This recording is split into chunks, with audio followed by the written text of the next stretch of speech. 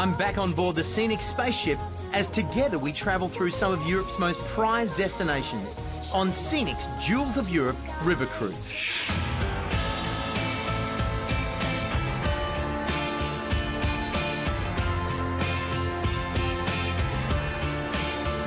Last week we kicked off this inspiring journey in the Hungarian capital of Budapest. This is just absolutely excellent. It's a great little trip down the river here. Yeah, it's beautiful. Beautiful tonight. Before venturing into Austria and checking out the famous Schönbrunn Palace. Wow, this place is enormous. Isn't it? And the little town of Melk.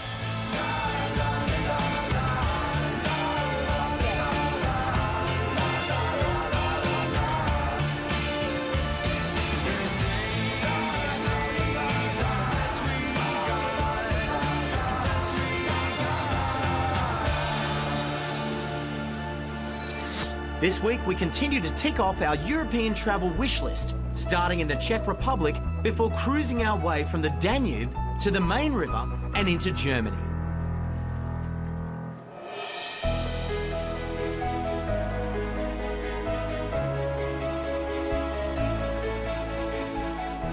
Well, welcome back. Today, we have pulled back the Iron Curtain to visit one of the most culturally rich yet charming little towns in the Czech Republic. Over 4 decades of communism have helped preserve this sleepy little town, and now it's open for all of us to see. In fact, my guide tells me that this is one of the best examples of medieval architecture in Europe. It spans across 4 eras of design, from Romanesque into Gothic, into Renaissance, and all the way into Baroque. It's all right here. Welcome to Český Krumlov.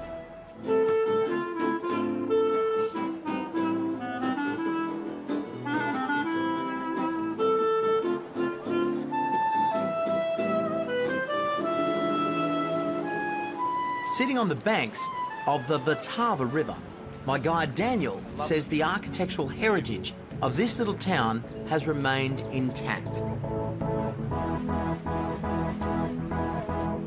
It has been so well preserved because Český Krumlov never was invaded by anyone. During the Middle Age, not, because the castle area we are here is a fortified castle, so it was almost impregnable.